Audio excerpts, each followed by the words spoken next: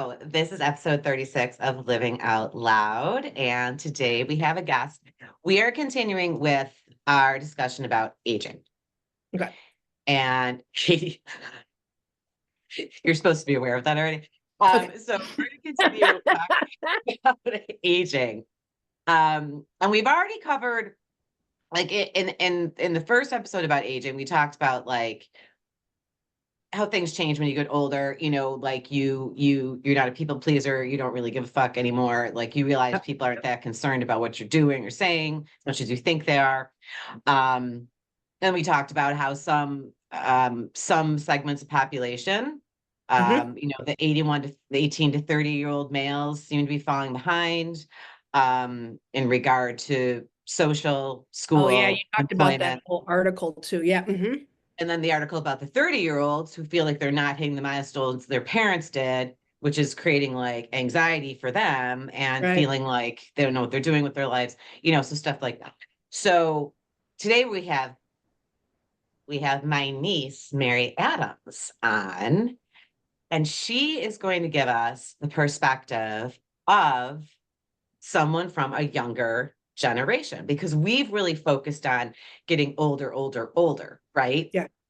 We haven't focused on someone who is like in the shit of this generation, right? Because Katie and I said, everything's changing. It's a crazy time to be alive. We're seeing a societal shift we're watching like a societal shift. Oh yeah. Really. And like the lifetime milestones are going to be different for you, Mary, than were for us, 100%.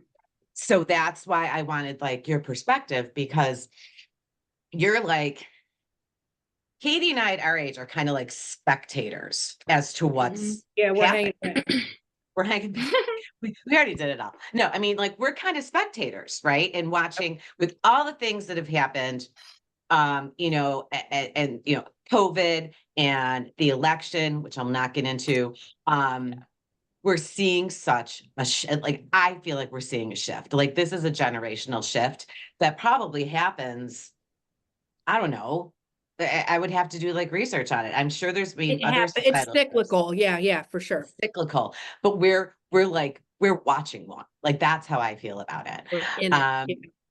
So Mary Adams is my niece.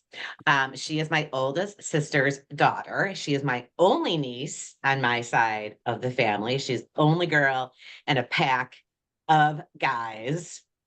And she could take every single one of them with one hand tied behind her back. But Mary, so tell us, Mary, how old are you? Where do you reside? What do you do for a living? I'm 24. I live in Wilmington currently. I went to UNCW, so that was like 2018 to 2022 and never left because I did not want to. And I'm here now. I worked at the TV station here in like the digital marketing field, and then switched over to an agency. It's like full service. I work from home now, and don't have to go into the office anymore, which is fun. So when you were at UNCW, so you said you started at UNCW in 2018, you graduated in 2022. Chronicle the events that occurred while you were in college. Yeah. So it was a complete and utter shit show. Like, was not by any means the traditional college experience. So I got there in August of 2018 and moved into my dorm. Super excited to have the like traditional freshman year experience. And then I think it was 3 weeks that I actually got to stay in my dorm when Hurricane Florence hit Wilmington and we had to evacuate. So I went back to Winston-Salem, which is like 3.5 hours more central North Carolina. And they called off school for like a month. So, which was awesome in my eyes because I was 18 and all of my buddies were back home. It was almost like we got to just have summer of senior year in high school all over again because nobody had figured out online learning yet at the mass scale. So it's kind of funny to think back on, that everybody was just like, what the fuck do we do? And just like release all these kids back to their parents, which was kind of hysterical. But I was at home for like, I think it was a month. and then ended up getting back to Wilmington, I think it must have been October, because I know I did the whole September was in Winston, and then tried to go back to normal. At that point, a lot of like the buildings on campus and my dorm was completely screwed. My dorm was the only one on campus that had to be completely like torn down because it was just like a shithole. So their their solution was to put me in an off-campus apartment with a grad student, because there was not enough on-campus living solutions there. So that was quite a funny time. I knew now looking back on it, I'm like, okay, I'm the same age now that girl was when she had what would have been the hookup of a 2-bedroom off-campus apartment, and they shoved an 18-year-old girl in there with her, which sounds like my personal hell right now. But yeah, so that was that. And then I think we were all good in terms of, I mean, they had to move a lot of classes virtually because a lot of the buildings on campus were messed up and you couldn't meet in person. So that like kind of began my hybrid, I guess, college career, because I never had one full semester of classes in person, which is like insane to think about. Given that like I had the option, I would have opted into in-person learning just because that was kind of my deal. But I think it in turn kind of prepared me for the work from home workforce, because I had to kind of force myself to be productive and not just fuck off. But in college it was a little easier to just mess around and get things done online. And then obviously COVID hit, which screwed us all. Jeez. And so yeah, needless to say, it was quite an interesting time. So and there was another hurricane in there, but we only got like a week off, and they'd already figured out the evacuation orders and stuff. So I did 2 hurricanes and COVID in college, and that kind of just was quite a time. It became the new normal. It was like, what's next? I mean, bad things happen in threes, right? Was the saying. So that was interesting. Definitely. I just find it interesting that, like you said, you're excited, you got there, you wanted the traditional experience, because this is what Katie and I are focusing on with a lot of stuff. Mm-hmm. Traditional societal normal, it's shifting, it's changing, right? Yeah. So you said like your college experience, you were all excited to get there, have the traditional experience. You have the hurricane, you got to go home. You come back to campus, you never actually got into the rhythm of a traditional college experience. Yeah, like you right. said, you never had one full semester of in-person, in-class learning. Yeah. And like with that too, like a lot of people talk about freshman year, like dorm experience, like you kind of build this like bubble of people that you remember for the Right. rest of your life. Like Yep. even Yeah. like people like older people will be like, I remember so and so, like she lived on my hall my freshman year of college, you know. Right, but like right. we didn't get that. Like that's where I kind of struggled too, is because like I'm super social, but I was off campus in an apartment with a girl that wanted nothing to do with me. So like trying to figure out how to navigate meeting new people down here was like really strange, because I mean, luckily, I mean, I had what I had built in the 3 weeks I was here. But outside of that, And I that's mean, it for was someone like, that's social. You are social. yeah, So for people that were trying to inch into social connection, that probably didn't fly. Yeah. 100%. And I mean, it was wild. I mean, they tried their best with the situation that they had at hand, but I mean, they were not prepared for the impact of what the hurricane did to, I guess, like student housing, and anything like along those lines, which is just like crazy to think about, you would think. Yeah. And like a coastal town that they might have better ideas. But I mean, everybody got put somewhere, which is good enough. Like nobody was like forced to withdraw or do anything along those lines. But definitely, I think they've definitely put like ideas into play for the future, because I mean, since they tore down my dorm that I was in, they built a like massive fucking 4-story top of the line dorm on top of the plot Oh of yeah, all land. that college insurance money. Yep. Yeah, so which I always think is funny is like all friends come to town or like even family and we'll drive through UNCW. I'm like, yeah, that plot of land right there under that mega complex is where I was for 2.5 weeks. Like that's kind of my college campus tour, which is kind of funny. But I mean, yeah, it was definitely I still had a great time, don't get me wrong, but we definitely had to make do in different situations, like you said,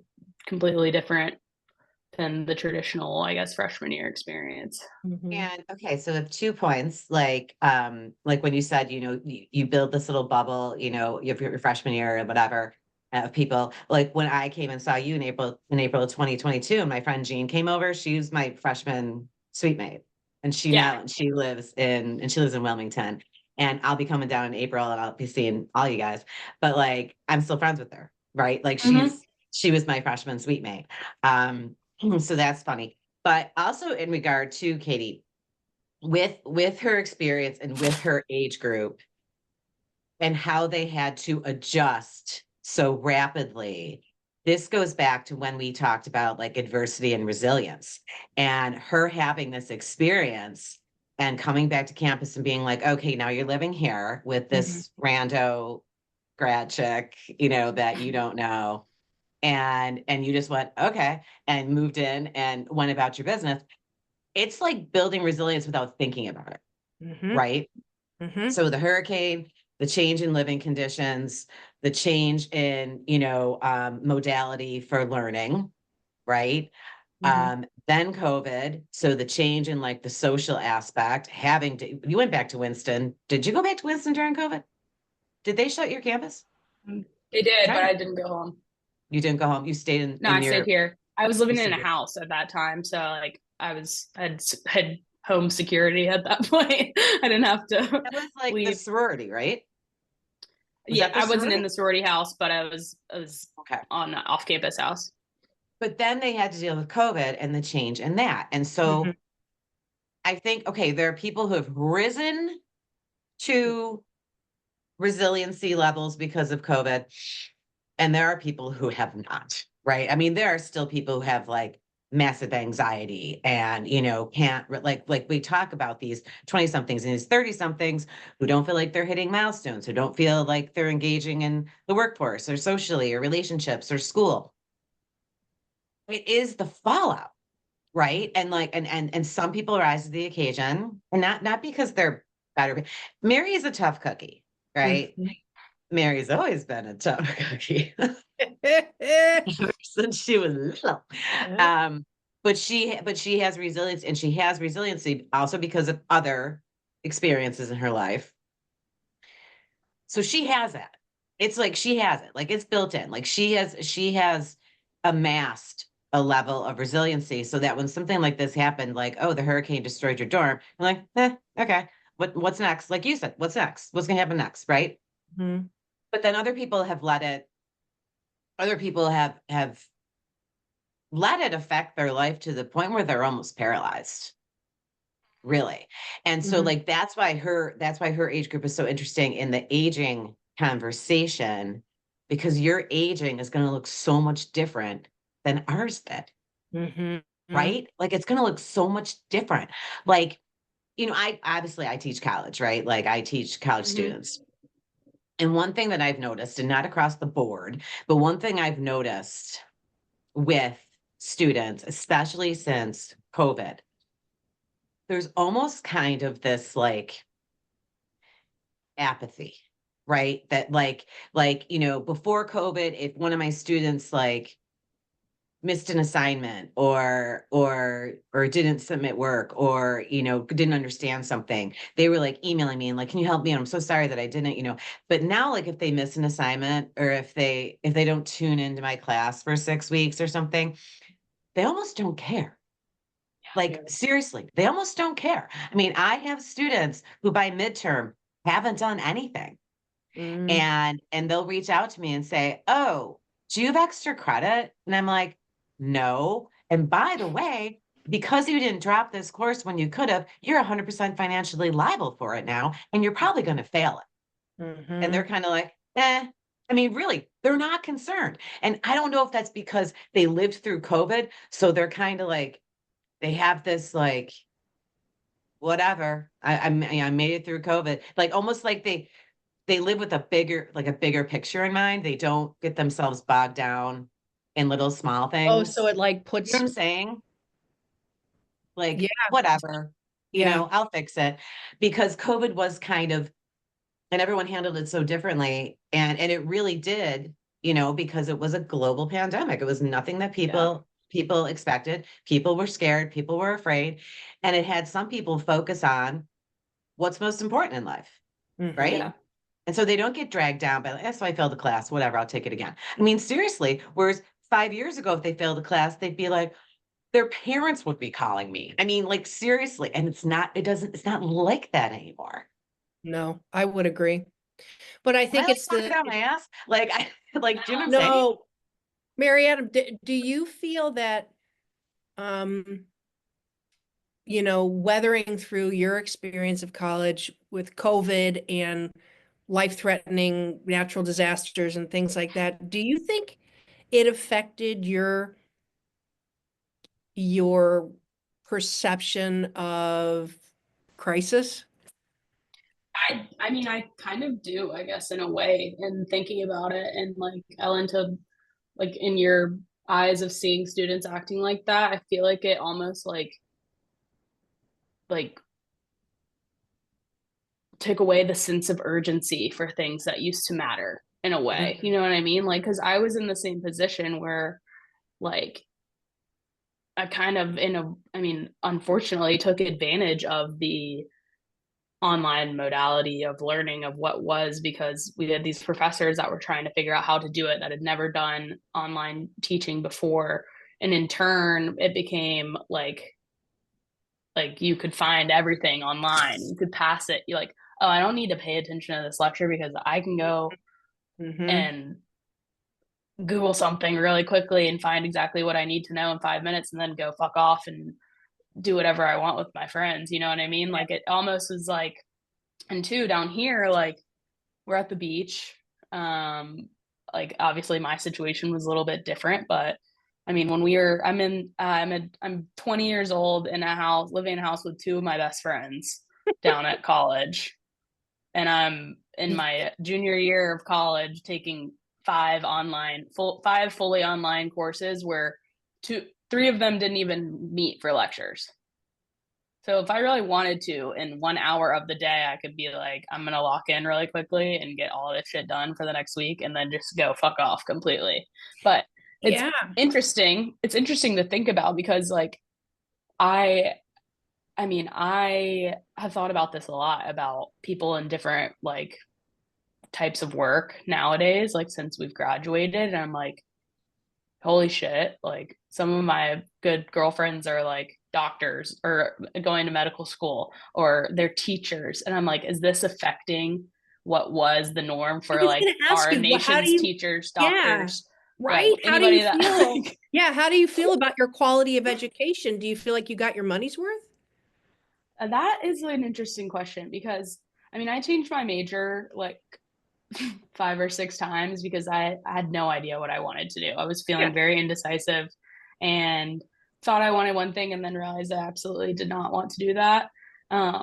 Which I'm glad I ended up where I am now. But in hindsight, like I haven't applied anything I used in college to my job currently, which is kind of frustrating because and I've had this conversation with other people too about like the weight of getting a college degree on like our generation. It like feels like you graduate high school and you like absolutely have to go to college. And in hindsight, I was like, well, I had no idea what I wanted to do. Like, Yeah. why just go to go and like fuck off and take all of these gen ed classes when I could try and do some like self exploration and work and like try to figure out what I actually am passionate about, what do I want to learn about, like why go jump into it just because I feel like I need to go get a degree. Yeah.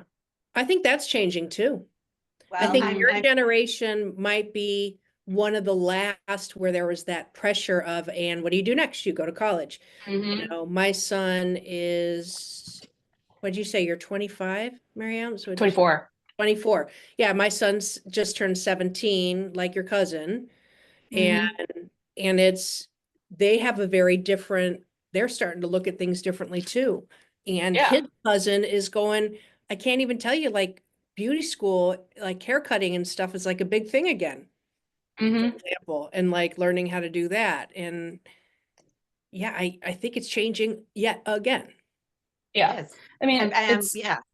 I just want to say that I'm really glad that Mary said that, because when I talk about apathy, right? When I talk about apathy, or I talk about, right, the urgency's gone, the drive is gone, right? Because, and you know, and I work in higher ed, and I'm here to tell you that the opinion of higher ed is changing, right? I mean, drastically changing. You know, people are starting to say, why in the, I'm paying, what's the tuition for a year for, Yeah. you know, what at 76, that, what am I getting for $76,000 a year? Yeah. A year, right? Yeah. I can't reconcile that, right? Like, you know, Ian, your cousin Ian, who'll be home any minute, and he better be getting the fucking guinea pig food that I told him to get. But like, he took a year off, worked, no idea what he wanted to do. No idea what he wanted to do. Look, people don't know what they want to do even in their 30s. And he took a year off, and he went, he's going to ECC, and he works part-time, he goes to school part-time. And you know what? I know in his mind, he doesn't feel like he's doing enough because some of his friends are going full-time. I said, no, this is the perfect way to do it. To me, this is the perfect way to do it. You're not burnt out on school. You're not burnt out on work. You have both, right? You have part-time. Yep.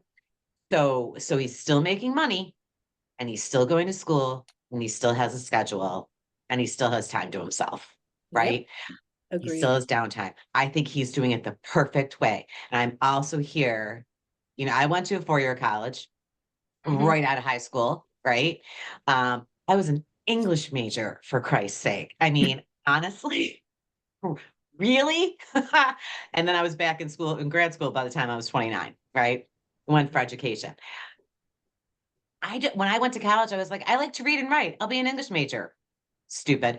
But like, I mean, seriously, what a dumb decision. I mean, it's worked out, obviously, but still. But so I'm a product of a 4-year college, but I am here 100% to commend and support and suggest and push community colleges. I am here 100% because they, you know, people, you know, for years, people have looked down on them, right? Like and that's unfair. Yep. Because a lot of people who teach at community colleges, they are in the field that they are teaching. So they may not be an education major, but who gives a shit? Because all that is classroom management. I've been there. They know about their topic. Yeah, my Wouldn't you teaching rather have stuff, somebody teach you who knows? Yeah, I teach for Brian Stratton, and I don't have an education degree, you know, Right. and I am actively in my field and teaching. So, yeah. So I think that's an incredibly important point. Things are changing. Some people like cling to the old way things have been done. Like, I actually laugh to myself when I hear people, I'm not going to mention any names, but someone that I used to know from high school, and she has 3 kids, and the one son went to Fordham, and the daughter's going to UC Santa Clara, and the son's going to University of, you know, Colorado at Boulder. And I was like, you fool. Yep. You fool. I'd like to mention that the one who went to Fordham, who graduated, would you like to know what he's doing now? Anybody? Working He's at a pet store? ski instructor in Utah. Okay. And So that seems more appropriate than going to yep. So that $250,000 education really got him far. Yeah. But I mean, that's what people have to start thinking about. Okay. I know some people are like, they want to say their kid went to Harvard. I don't give a fuck, because your kid's probably going to end up being an asshole. I don't care where he Actually, went. wait, let me ask Mariette, does that matter as much to folks that you know? I mean, Good question. we don't, I mean, I would say folks, I'm in my early 50s and I've raised my kids, but you know what? For my age with a master's degree, that was people, our age, Ellen, we have innate knowledge about college and what matter, because not everybody was getting a master's degree back then. But Yeah. Yeah. do you guys know that it like doesn't matter where you go to undergrad anymore? I do. Okay. I Is that still like your generation still thinks they need to go to Harvard? I mean, does that still? I mean, I think there is like, but it goes back into the same old thing of like, I mean, where I'm from, Winston-Salem is like it could be a little bit of like a toxic area, I'd say, with just like everybody wants their kid or every kid wants to go to like UNC Chapel Hill. Like that's the end Yeah. game. And like I was a part of that end game for a little bit. Like when I was in middle school, I was Mhm. like, that's exactly like I definitely want to go there. Like that's like my goal. Like Okay. I'm gonna go to Chapel Hill. Like I'm going to. Mm-hmm. No, the fuck you're not, Mary. No, you're not. Like, first of all, like you do not have the grades to get in there. And you're not going to make the cut because they'll only take a certain amount of people from our county and just about every person applies there because that's end game. And like so like that's the thing is like Because with their parents went there or yeah, because so there's a lot of like legacy I and don't then believe in like that. just a lot of like that's the dream is going there because it's like the best school in the state other than like Duke, but nobody can get into Like Duke. Wake Forest, right? Wake Yeah. Forest, Duke, like, plus you like, just from grandpa being such a big like Yeah. college basketball fan, like Oh my yeah. dad, like all the schools in the ACC, right? Like that was like that's big time, right? It's big time. Yeah. Um, it is a different vibe in the South in North Carolina than up here. Like people aren't clamoring to go to UB who are from Buffalo, right? Like Yeah. I applied to UB as my safe school, right? Like it's Mm-hmm. an incredible school, but we don't Yeah. because we're local to it, we're not dying to go there, right? Like people like it 100%. just right. the way it is. And I But think I think with that, like levels of hierarchy of undergrad in North Carolina, like UNCW, Appalachian State, and like ECU are kind of like those are your safe schools. Those are everybody's safe schools. Like you can apply there and get in. Like, but your NC State, Chapel Hill, Duke, Carolina, or I said Chapel Hill, Wake Forest. Those are your like your reach schools, or like that would be like you'd be held to a higher standard if you didn't go to UNCW. like the elite schools kind of yeah, thing. like Yeah. held to a So higher like standard as a person. Like, isn't that kind of no, ridiculous when you think about it? That's 100%. really how we view it, or how we have for years. That's how we've viewed it. And when you talk about it, this is another thing that drives me crazy. And I think this is going to change too, maybe. I hate the phrase acceptance rate, right? Like, I Mm. mean, it just sounds so like, oh, sorry, we don't want you. Like it's such a like visceral, like, well, thanks a lot. I mean, but I don't like that. I don't like that whole That's feeling. And I do great. think it's going to change. And you know what? Higher ed is kind of getting their comeuppance. They really are. Yeah, they really are.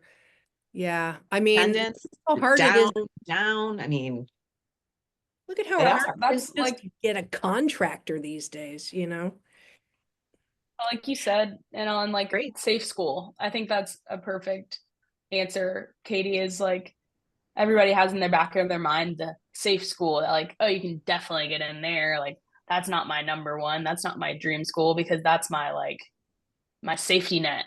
Yeah. Like, but is it though? Because like, I mean, every university, everyone's seeking the same thing, a 4-year college degree. Mm-hmm. Like, no matter what the fuck you get it in, you Mm-hmm. graduate and like you said, the bachelor's degree doesn't matter where it came from, but you have it. Yeah. But like that's the whole thing, I think, is that like negative stereotyping of those 4-year universities based off of safe school or dream school. You know what I mean? Because I mean that too is what sucks. Like like you said, Anna, and like UB was your safe school, and that would be like UNCW or App, I would say, or ECU would be like the kind of base level down here. But like that's the thing that sucks is like that is somebody's like top goal school. Yeah, it You know what is. I You're right. mean? Yeah. So it's like, I mean, that Exactly was Well, the right. thing well, that then I saw. existentially, it's all just perception, right? So if we were to, I was just sitting here thinking the concept of a gap year, the fact that we use a statement like that to define the fact that you don't continue a higher education. How about you just don't go? I mean, so we're Yeah. going to say you take a gap year, so that completely defines the fact that you are just perpetually waiting to You're go to expected. college. You're expected, Yeah. right? And Like you're that's just that's what it's perpetually saying. waiting to be accepted somewhere. Yeah. Where what if your education was 4 years backpacking in Europe? Guess what? You probably will learn more. Yeah. You definitely will. That's the You will funny thing definitely learn too with gap years. I feel like people will take the gap year and then the gap year is a gap 4. You know what I mean? Yeah. Like, why call it a gap year and just say, you know what, like I'm not gonna go. Like, Yeah. Or I'm not I'm going to not go going to for go 10 right hours. now, right? Like I'm not going to yeah, go right now. That's all. I 100% think that Katie, we actually made a really quick allusion to this like 20 episodes ago when I said, don't get me started about people expecting kids to go to school at 18 and know what they want to do. Yeah. And you were like, oh gosh, don't get me started either. Yeah. You're Yeah. Yeah. Yeah. 18 years old. It is ridiculous to think, unless you've had a lifelong dream of being like a doctor, but what do you really know about being a yeah. doctor when you haven't taken the courses yet? But like, it is ridiculous to think that someone who's 18 is like, well, I want to be in marketing. So see you guys Yeah. later. I mean, they don't know what's in front of them. No. That's why I think a little bit of living, working, Yeah. right? Mhm. I mean, and as we know, the trades are all coming back. Okay, so Mary, like among your friends, among like you who Mhm. you hang out with and everything like that, like what's like the general what's the general vibe Yeah. about What are how people, what do they want to do? Like, and how do you guys feel about the world? I mean, like seriously, you know what I mean? Like that's a big, big question. Yeah. just said like, Uh, well, how do you whippersnappers feel about the world? How are y'all feeling out there, you You kids? young kids. oh No, but my I mean, do you god. know what I mean? Like, what's the general there's always something that Consensus. defines a generation. Okay. Like Yeah. there's always something. Like how what are like big topics of conversation? Like what do you guys what it seems like it always comes up or you're always talking about or you know what I mean? Like there's always something. Yeah. There is. I'm trying to I think. doubt it's like the price of eggs.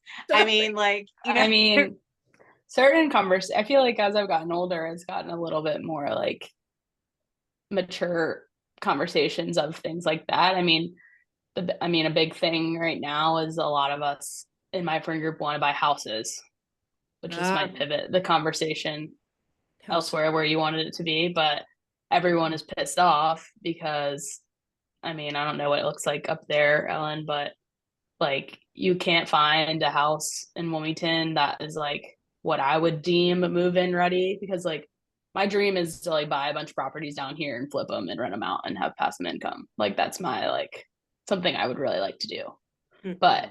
I also would like to get out of this apartment first and have a house of my own that like starter and like you can't find a house under like $450,000 that would be like livable and livable.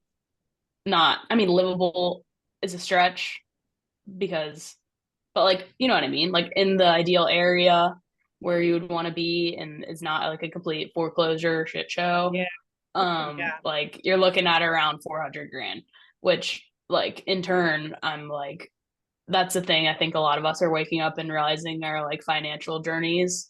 Do you Um, think is one of that? I'm sorry, Mary. I'm going to just, do you think that's one of the ingrained milestones that have been put in your head and that now it's just not a feasible thing because of the way the world is? Or do you think you guys are leaning toward that because you're ready to kind of like roost and make a home? Or do you think it's just, a tape playing in your head? What do you think?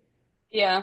I mean, it kind of depends. Like, in my personal opinion, like, I am making this type of money and throwing it away by living in an apartment is how I feel. Like So I invest. want to like, yeah, I want to like build equity in something and have like a long-term asset, something that I own, rather than, because I like freaked out the other day. Me and I were talking about it. Like we pay a not cute amount for a month for rent. And when it comes down to the line, I'm like, that is like almost 30 grand that we'll never see again for a year. That And you're I'm like, giving to that, someone else. yeah, Should that give- I'm giving. So it's like, that's where I would much rather love to be putting it into something that I could then redeem on in the future. But I mean, it's kind of depends, because I'm in a completely different situation than a lot of my friends, and when it comes to living situations. So it's an interesting conversation to have across the board, I'd say. Mm. And I In a think different situation, how? Like, because you have your own place? Do a lot of your friends still at home, or So that's the things, sharing like with a bunch of roommates? some people like have, like their parents have like a place that they've bought down here that they rent to them, or like they live with like just, I don't know. I mean, kind of, I think everyone kind of is in that same situation where no one feels like they're ever going to make enough money to buy a house. I mean, regardless, like if where they're living, how they're living, what kind of arrangements they have. Um, but like even with like dual income, if Mia and I wanted to go in on something together, like it still doesn't even feel feasible. It feels so out of reach, which well, is let me like, ask you this. Just let's take the house thing out of it for a minute. Like, what if mhm. somebody said, okay, Mary, you can live rent free, just pay utilities. Um, is it more about the investment? Would you take that money and then invest in it? Invest in something? I think I would. I mean, living rent free would be my actual like dream. Like I'd cry and do whatever I could with the money. I So mean, I'm I wondering, think yeah, go ahead. like I think I just want to like have something that's mine that I can Oh, control. I think that's it. And I think that's universal. So whatever that Mhm. looks like every generation, if it's a house, if it's investments, if it's, so there's the milestone. I think there's the umbrella milestone. So as you get older, no matter what era you're in, you want something that's truly yours. Yeah. I think you just hit it. And I think for your generation, it looks like a bunch of different things now, where Yep. my generation, it was still kind of dictated by our boomer parents. Hmm. My parents were And not two, I boomers. feel like Yours were. Mine were. Mine are old as hell. Yes, but it was our parents' Oh values. yeah, I mean, what they were laying out there was their reality. We were still, but I think you nail it. I mean, Mary, I think everybody, at 24, 25 years old is starting to go, I want something that's mine, whether it's my home, mhm, a family, whatever, something I've created that's about my legacy. mhm, But I think the traditional outline and trajectory of that is changing for you guys pretty Changed. Yeah, dramatically. yeah. I I mean, think it's it's also just interesting too, like you said, like I've seen from what I've heard, and all of my little hetero friends running around with their boyfriends, is like ooh, the marriage and the baby thing is kind of like being pushed further and further out of the Hmm. horizon, which is interesting for our generation. I think is a lot of people I know don't want to have kids ever. A lot of people Yeah. I know are like, well, maybe I'll wait till uh like what, I don't know. I've always think it's like geriatric pregnancies. I don't know shit about being pregnant whenever the cutoff is 35 and over. 35 and 35. over are You geriatric start pregnancies. running into complications, which is Yeah. interesting because more and more gay couples, now that there's more options, um, for so my wife and I, so she's older than me, and so she carried our Mm-hmm. daughter who's now 27. I carried our son who's 17, and Mm-hmm. options were simply um, buy some sperm from a sperm bank, go in there and raise hell into a fertility clinic and say, you're doing this. Mhm. And don't give me a hard time. Where now the options, so you had to be more confident and you had to be in a very different place financially because it was super expensive. So you were Yeah. if you were even embarking on that, if it was Mhm. a thought in your head, it happened later in life. Where now Yeah. gay couples are getting pregnant younger and younger, Mhm. and heterosexual couples are kind of like, hey, maybe I don't want to have kids. So that's Yeah. interesting too. So when the opportunity is now there, who's jumping on it and why, right? 100%. And like you Hello, said I too, the mean, expense. I want to be a great aunt, so keep me posted, Mary. No, I know, but like that's the thing Look too, out. like back into Keep talking, like ladies. I got to step out just for a second because I'm so important. Just one second. I'll be right back. No, like so Katie said though, talk about your what you were saying about your friends more. Why do you think like the hetero couples that you're friends with are pushing off marriage and kids? Not that there's anything wrong I with don't that. I'm just wondering. I mean, I haven't really talked to like guys about it to get their like stance on it, but from what I've seen, like what used to be like, I mean, growing up, it was like, "Oh, I'm so excited to be a mom. Like, let's play family, let's play mom, like, or like you see all of this type stuff, and like that was so normalized to the point where I think that was like also like you guys were talking about milestones, like go to college, meet your husband, get married by 25 and have kids by 28. Like that's the 5-year plan for a lot of people in the back of their mind, like growing up. So it's like, well, if like, oh wait, maybe I don't actually have to do that, or like I can wait on That's this. Like just this me. isn't, I don't have to be barefoot and pregnant in the kitchen at 26. Like I can go and like Don't pursue recommend my it. career. No, and that's the thing is I think like too with women, like I've seen a lot of my like girlfriends like seeking higher ed. Like I'm gonna get my master's actually because I realize that I'm going to make a lot more money in this field and like I'm passionate about my career. I don't want to just like be some man's bride and have his baby right now. I want to go and They don't want to rely on someone. They don't want to have to yeah, rely on someone. I think it's like a big thing on, and not to say that hasn't been a thing for a while, but like the female independence now in my generation, I feel like has grown in terms of like, hold on a minute, like I don't have to be the stay at home mom that I thought I had to be when I was a kid and I was playing house. Like I can actually like go and be successful and excel in my field and like, wait, I'm actually good at this. Like I am providing for myself. I live in a studio apartment and bust my balls and get shit done. Like I don't need what I thought I needed. What you were Yeah. told that kind of what you were told, Well, not told. I don't want to say that, but I mean, think about it. Growing up as little girls, I mean, Society tells you, societal norms. Yeah. yeah, who didn't get the little like kitchen for Christmas, right? Like, remember that was actually like very common toy for little girls to have, right? The little like plastic kitchen that and you could like yeah. I didn't even like fake cooking back then. But like It's funny though. but it's changing, right? Like Yeah. it's changing. And okay, so here's a question for you. Because you're pretty enlightened and you're pretty progressive. Um, and you No and pressure. Mia, no pressure at all. Her and Mia like have a solid, I mean, Mary has a solid idea of what she wants to do, what she doesn't want to do. Her and Mia have entered into a relationship and have moved in together, made the next step, right? Mm-hmm. Um, and then when you talk about your other friends now, and I'm trying to tie this into what we were talking about with the 18 to 30-year-old males, okay? Are any of your friends who are dating males, are any of them frustrated? Do any of them feel like the guys aren't engaged? Like I'm trying to see if this is actually playing out in real life than that article I read. Do you know what I'm saying? Like if these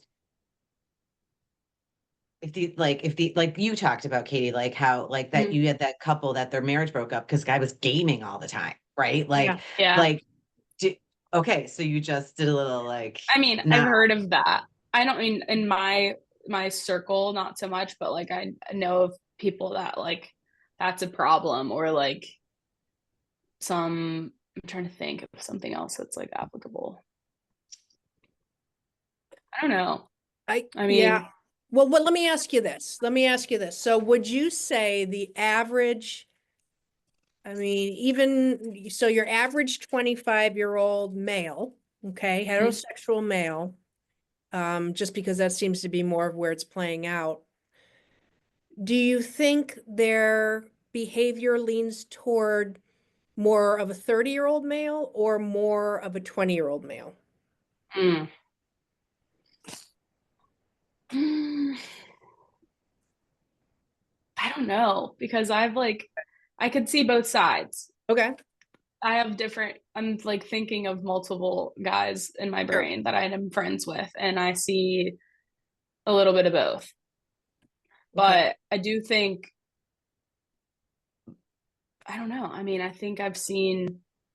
know I have a few guy friends that are like passionate about their career and their craft and like want to, same thing, like build equity, like be rich is the like big thing. I feel like everybody obviously Financially wants that, but stable, like nothing wrong with I that. want, Yeah. yeah, like they're big into like figuring out end game to be financially stable and support themselves and support their girlfriend or upcoming girlfriend looking for said Okay. girlfriend, you know what I mean? Like it's more, I feel like they've locked in a little bit from what I've seen. However, I do know like a few more that fuck around and do nothing. Like, you know what I Yeah. mean? So it's like it's interesting. I do feel like over the past year I've seen a lot of growth in a lot of my male friends.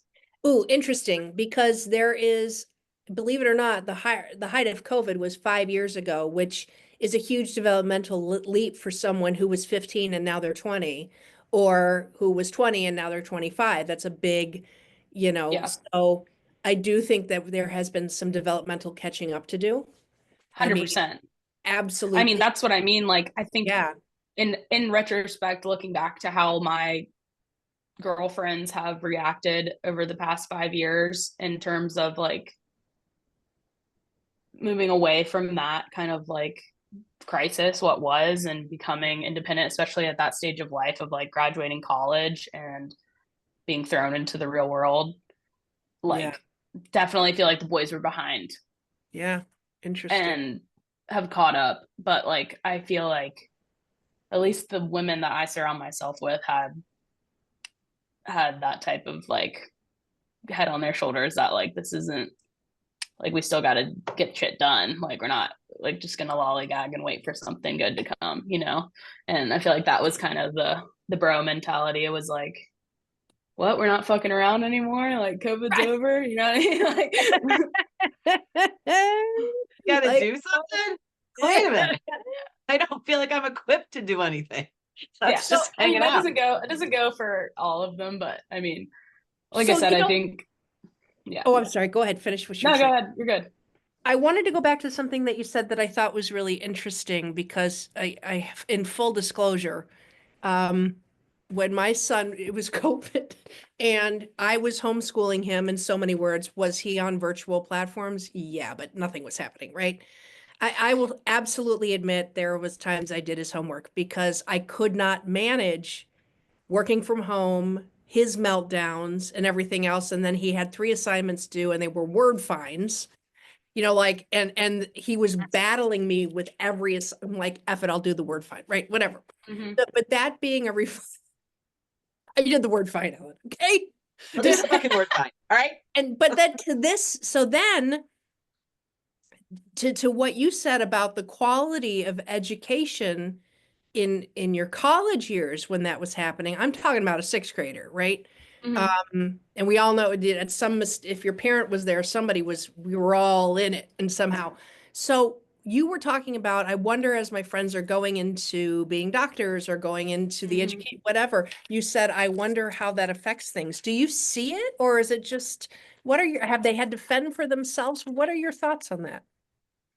I mean, I haven't heard any like negative feedback in terms of if they're not equipped for what they're pursuing, but like Mhm. I think just outside of my like personal life with people that are involved in these types of work fields, like it's interesting to think about, I guess like moving forward, especially thinking about like the kids that were like their freshman year of college was COVID, or Yeah. like your med school has gone, like, you know what I mean? Like you can't go, or law school, like the Yeah. people that Or we think are like have those kindergarten. most, What about yeah, kindergarten? that's, yeah, no, that's the whole other thing I was gonna get to, is like I feel like it's, I mean, the world has to be shifting to a certain like grace period for anybody in these types of situations.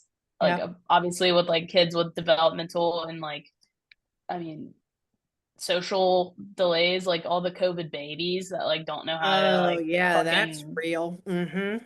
do anything, and like that same thing is like, I just feel like everybody is like behind. Yeah, and depending on where you were developmentally, like babies who didn't get a year of socialization, or people who missed their first year of high school or first year of college, kids Yep. who missed their first year of middle school.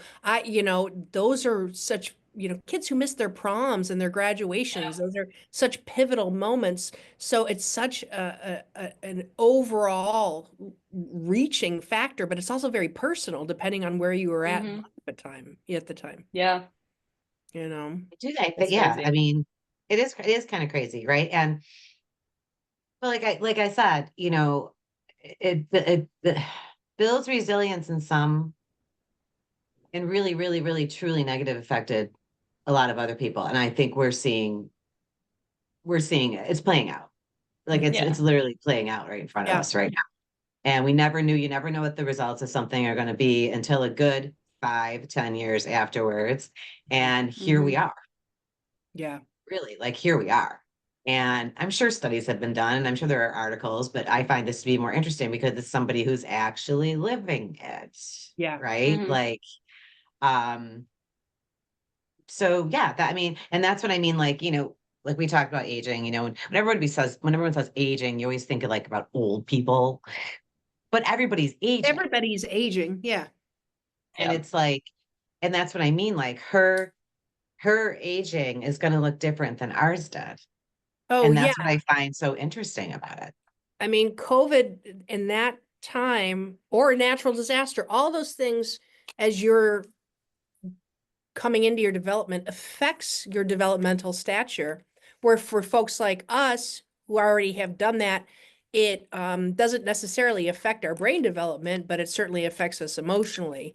And then you add Mm-hmm. compounding factors. Did you lose anybody during that time because of the pandemic or suicide, or because there was all those compounding factors too that happened that individualized the experience for people too.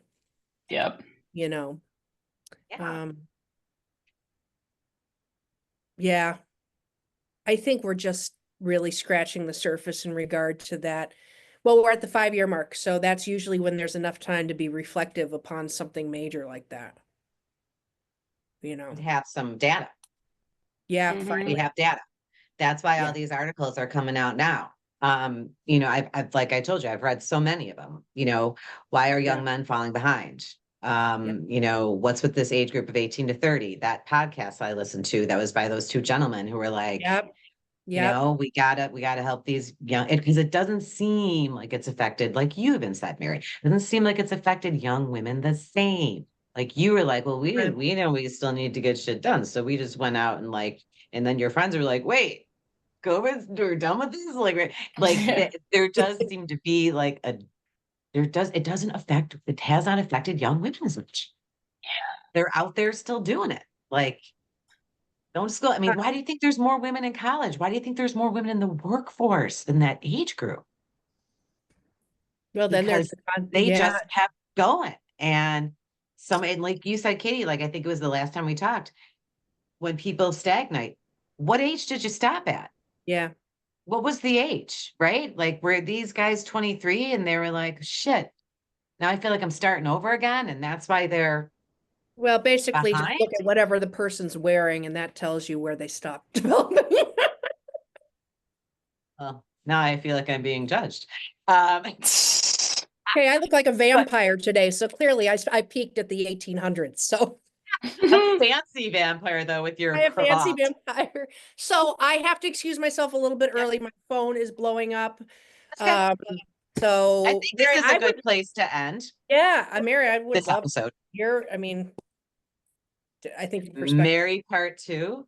Mary part 2. So I'm gonna run, talk amongst yourselves Absolutely. in regard to Mary part 2. All right, talk to you later. All right. Bye. Yeah. So thank you. Okay, so no, because that's the angle we wanted, like from your perspective. Mhm. Yeah. And so even maybe like if we were to have you on again, Mhm. I might like think of some questions and like you could like poll your friends, Okay. but like in a fun way. There's got to be like a way we can do it on our phones, right? Where they could just like Yeah, I can do a Google form. I got there you you. go. So I'm gonna think of some. I'm gonna think of some questions because I find it so interesting because I know every generation gets affected by something. I mean, obviously we were, 9/11, Yeah. right? But that wasn't global. I mean, I mean, kind the fear from it, I of feel like fear from was, it. but But well, I don't know what I'm saying. I think it was when I wasn't born. I was you were conceived, born. maybe at that point. 2001, 2000. It was 9/11. So you were born. I was born. You I was were almost a year old. Never mind. I almost a was year like, old. So that's why you wouldn't, but you obviously wouldn't remember it. Obviously, yeah, you've seen no. footage of. But Yeah. yeah, okay. So that's what we'll do. I'm gonna think of some questions Okay. from my old woman perspective for you young kids. Well, you're half my age. Really. A little bit more than half, less than half my age, more than half my age. I'm 52, you're 24, 24 divided by 26. So yeah, you're like Yeah. 26, but 28 years. I just think, so Yeah. if you want to come back, you're more than welcome. Oh well, I'm down. Cool. And you could even I bring enjoyed me it. up if you want to. Okay, Wouldn't that I'll be let her fun? know. That All would be right. funny. Okay. I'm going to end this. And when it's all converted and everything, I'll send you the link. Sounds good. Just don't share it with any of your guy friends who you said. I know. I said name names. I feel like they're actually so emotionally unintelligent. It's embarrassing. No, I'm kidding. Ooh, I'm gonna write that down. Okay. Love you. Talk to No, you I'm kidding. soon. All right. I know you. Love you. All right. Love you. I'm ended. Okay. Bye. Bye.